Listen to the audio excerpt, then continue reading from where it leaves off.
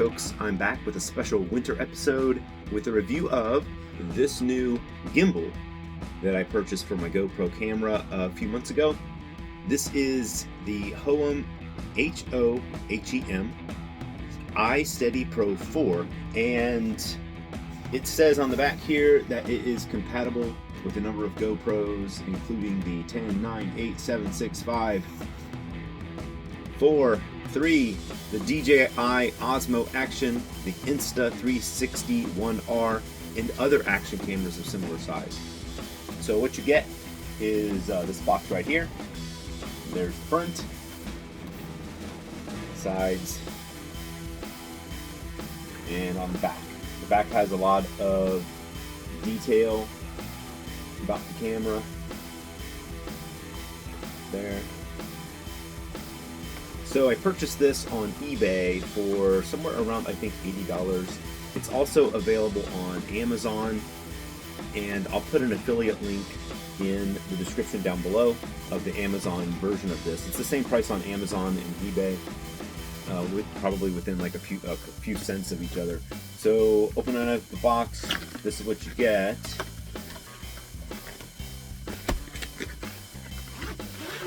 And directly inside the box you have this case. The case is pretty nice. I was kind of surprised at the quality of the case. It's got a zipper that goes all the way around. You open that up, and this is what you get inside. It's got a manual, and I think this is a Chinese type knockoff type company, and the manual isn't typical weird Chinese English, and but it has a bunch of other languages and things in there. It's looks like English, German, French, all the typical manual languages that you normally find. There's a card in there, which I think is a warranty card of some sort right there. And then this is what you get inside the case. So this is the gimbal itself here. And some other stuff's gonna fall out. And also in here, you get some cords.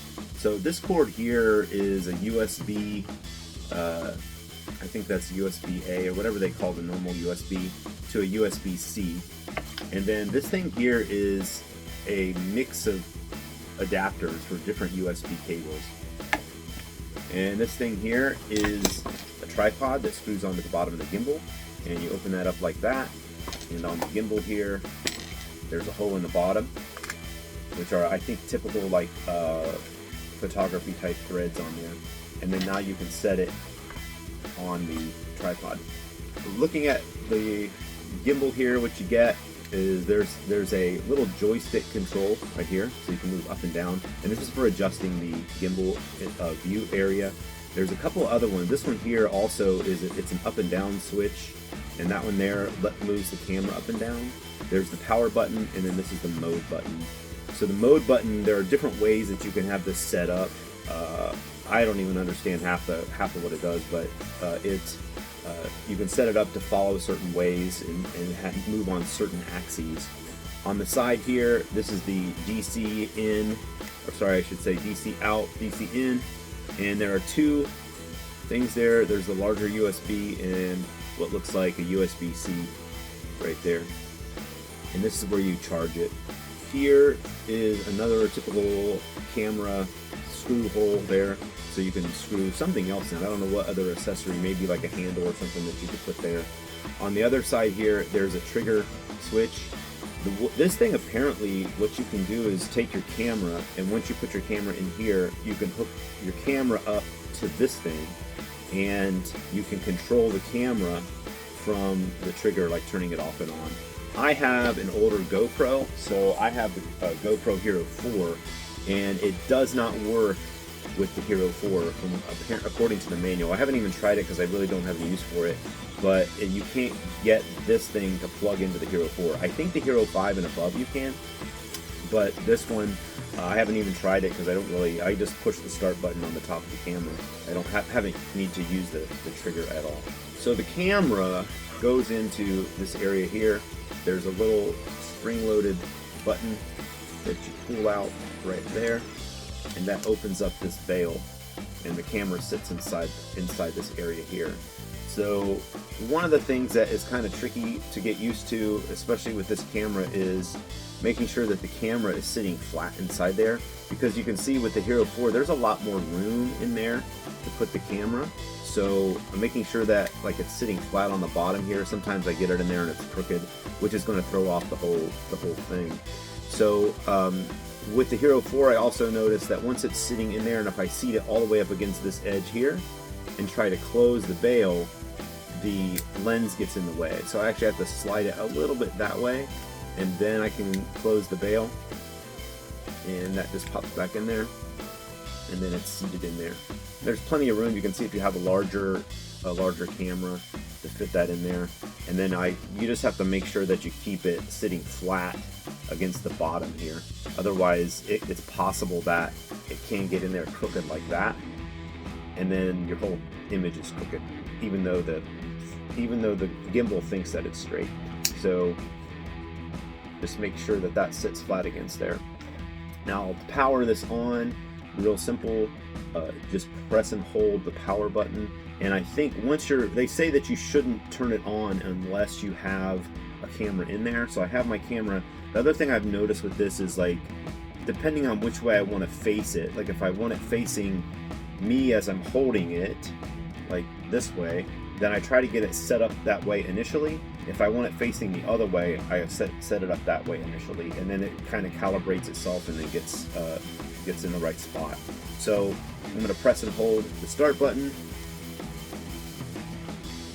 and then you can see over here on the side there's these little lights that light up to tell you what the status of the battery is.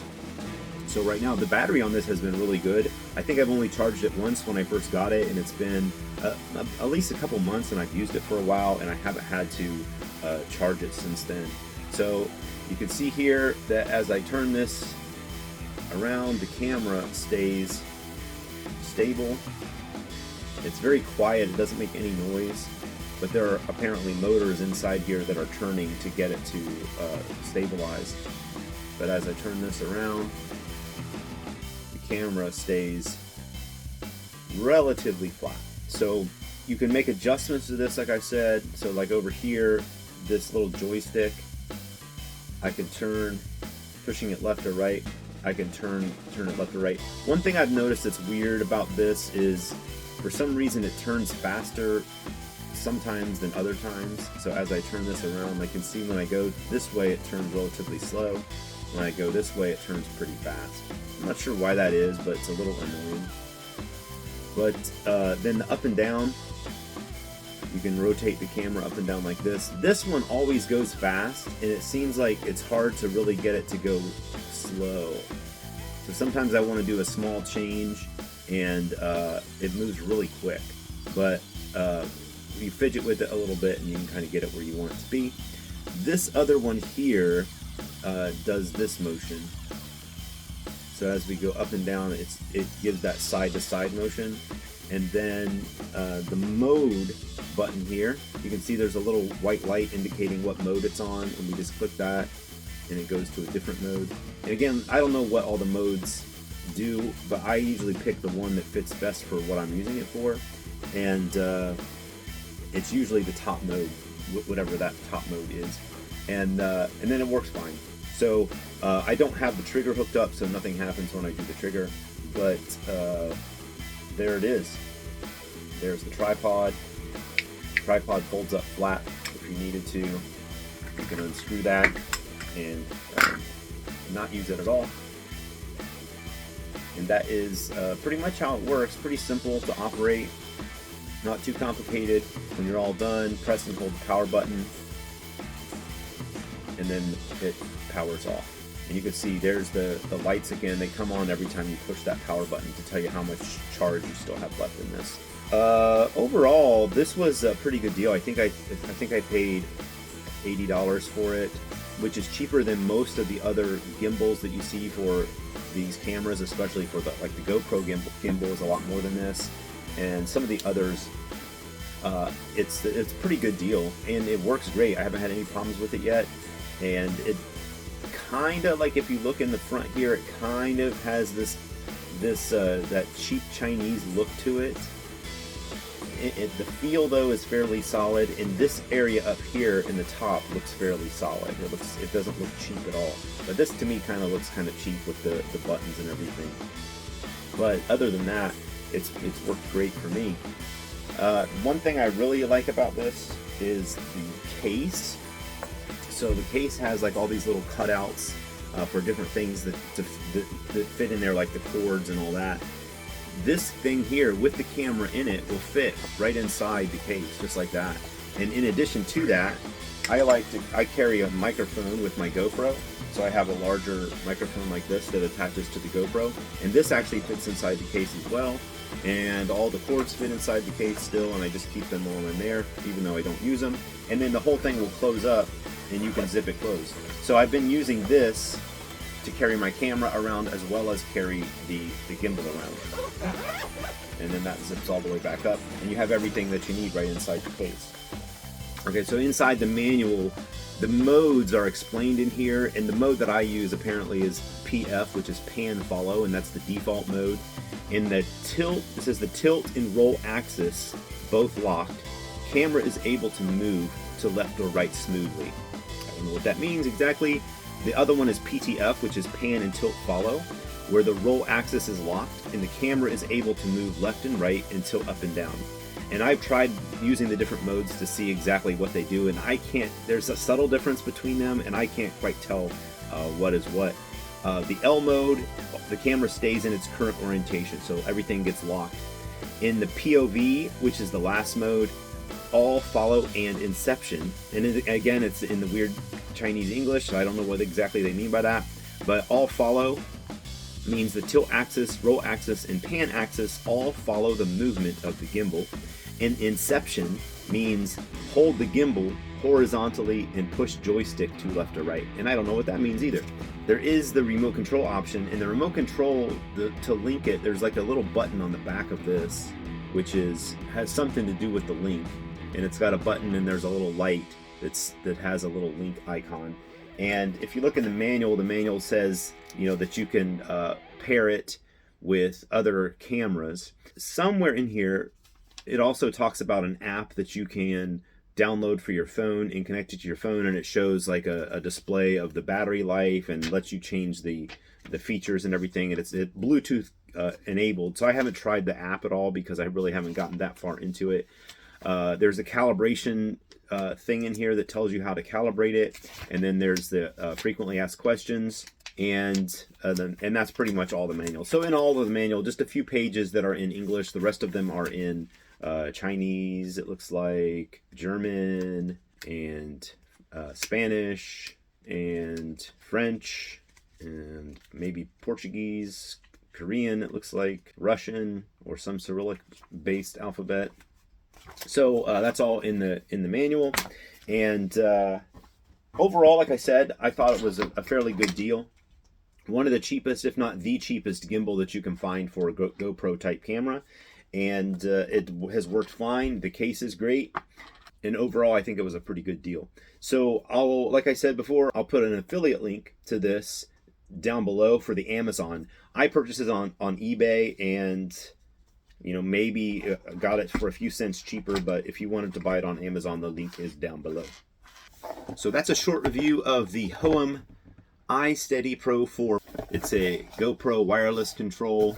Quick installation, it says. It's IPX4 splash proof, has a 14-hour battery, and a built-in power bank, which I think once you plug it into your camera, you can use it to charge your camera as well. The iSteady Pro 4 splash proof 3-axis action camera gimbal.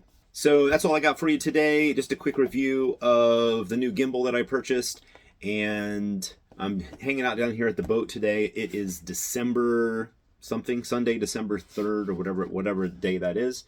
And I just finished changing the oil for the winterization. I did the winterization back a couple weeks ago or so, I think, and put the video up, the last video I posted. And that's all I've got for today. Quick review video. If you're looking for a gimbal for a GoPro or similar action cam, I think this is probably a good deal. And I will see you all later.